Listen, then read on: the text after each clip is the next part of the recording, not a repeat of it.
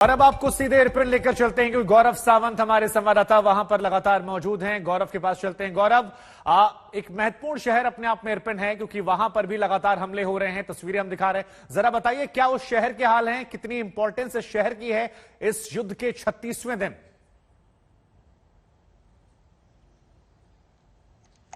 युद्ध के 36वें दिन इस समय यूक्रेन की सेना इरपिन के इलाके के एक एक इंच को रिकवर करने का, फिर से अपने कब्जे में लेने का प्रयास कर रही है और हम यूक्रेन की सेना के साथ इस समय आगे बढ़ रहे हैं। यहां तक अब तक रूस की सेना का वर्चस्व था। ये जो वी और जेड की गाड़ियां देखते हैं आप, ये सब रूस की गाड़ियां थी और ये उनका संकेत था। इस गाड़ी को ध्वस्त करके रूस की सेना को, इस तरह की गाड़ियों को ध्वस्त करके अभी पीछे खदेड़ा जा रहा है। इस समय जहां हम हैं यहां पर एक एक कदम आगे बढ़ने का प्रयास कर रही है यूक्रेन की सेना और बहुत ही सुनियोजित तरीके से। देखिए, अगर आप यहां देखें तो आसपास यूक्रेन की सेना के जवान इन जंगलों में भी तैनात हैं। आप देख सकते हैं यहां पर बारूदी सुरंग कई जगह लगाई गई हैं।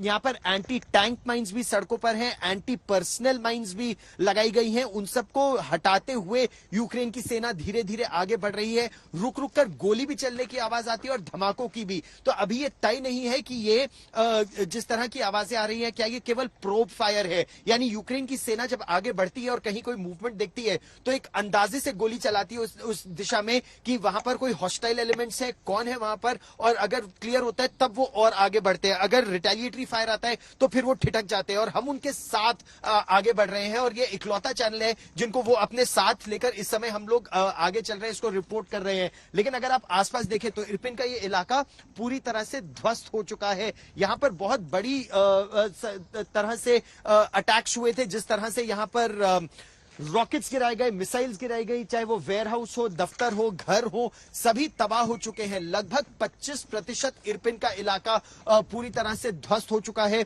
जिसको अभी रिस्टोर करने का प्रयास किया जाएगा। लेकिन अगर हम धीरे धीरे आगे बढ़े तो ये वो आखिरी चेक पॉइंट है जहां इस समय यूक्रेन की सेना मौजूद है और इसके आगे का इलाका अभी क्लियर नहीं किया गया है। अगर आप उस तरफ भी जंगलों में देखें तो यहां पर बंकर बनाए जा रहे हैं, इसको सिक्योर किया जा रहा है और फिर धीरे धीरे आगे बढ़ा जाएगा। लेकिन किस तरह का एम्युनिशन यहां पर इस लड़ाई में इस्तेमाल हुआ है वो भी हम आपको यहां दिखाने का प्रयास करेंगे। अगर आप हल्का से इस पेड़ों के झुरमुट पे देखें तो यहां पर एंटी टैंक गाइडेड मिसाइल्स का एक दस्ता तैनात किया गया है कि अगर रूस की तरफ से कोई फॉरवर्ड मूवमेंट होता है, क्योंकि देखिए इसके आगे अभी किसी को नहीं पता कि रूस की सेना कितना पीछे हटी है और इसके बाद वो कहां पर है। लेकिन देखिए किस तरह की फायरिंग यहां पर हुई थी और किस तरह का एम्युनिशन अभी भी आपको यहां दिख जाएगा।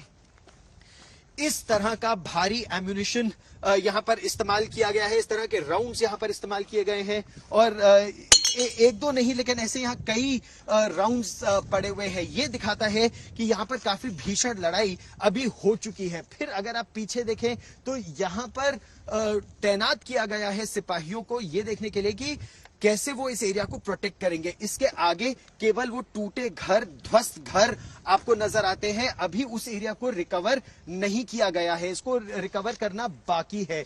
यहाँ पर एक बख्तरबंद गाड़ी भी आप देख सकते हैं ठीक मेरे पीछे। इसको यहाँ इसलिए रखा गया है ताकि पता लगाया जा सके कि अगर आगे ऑपरेशन माउंट करना है तो कैसे माउंट करना है, लेकिन एक सुनियोजित तरीके से आगे बढ़ा जाएगा। अभी वहां आगे बढ़ने की जब तक ये एरिया पूरा क्लियर नहीं हो जाएगा, सैनिटाइज नहीं हो जाएगा तब तक आगे नहीं बढ़ेंगे जी। इरपिन और बूचा का इलाका कुछ समय पहले तक रूस पूरी तरह से यहां पर आ गया था, लेकिन अब धीरे धीरे रूस की सेना को पीछे करते हुए यूक्रेन की सेना आगे बढ़ रही है, एक एक एरिया को सिक्योर करके। उनके सेना के अधिकारी पहले एक एरिया को क्लियर करते हैं, एक बार वो क्लियर कर देते हैं, उसके बाद वहां पर सिविलियंस को आने की इजाजत दी जाएगी। हालांकि अभी यहां पर सिविलियंस को आने की इजाजत नहीं दी जा रही है। शुभांकर। गौरव, आपने इरपिन और बूचा का जिक्र किया, जरा क्योंकि तस्वीरें जो हम देख रहे हैं वहां पर नजर आ रहा है कि शहर बर्बादी का शिकार हो चुका है। चारों तरफ हमें गोलियां, बंदूकें, तमाम चीजें, हथियार नजर आ रहे हैं जो युद्ध में इस्तेमाल किए गए। जरा भौगोलिक दृष्टिकोण से बताइए कि इरपिन और बूचा की अहमियत कितनी ज्यादा हो जाती है इस युद्ध के कॉन्टेक्स्ट में। इरपिन और बूचा बहुत ही महत्वपूर्ण शहर है। क्यों ये महत्वपूर्ण है? क्योंकि इरपिन और बूचा द्वार है कीव का, और इसीलिए इरपिन और बूचा की रक्षा कीव की रक्षा के लिए बहुत महत्वपूर्ण हो जाता है। और इसीलिए यहां पर जबरदस्त लड़ाई पिछले 36 दिनों से चली है। केवल इस्तांबुल में बातचीत से पहले रूस ने कहा कि वो कीव और चर्नीहाइव 2 शहरों को निशाना नहीं बनाएगा, और उसके बाद रूस की सेना कुछ यहां से पीछे हटी है, और इसीलिए यूक्रेन की सेना धीरे धीरे यहां आगे बढ़ रही है, इस इलाके को फिर अपने कब्जे में कर रही है। इसको अपने कब्जे में करना इसलिए जरूरी है ताकि कीव की रक्षा की जा सके।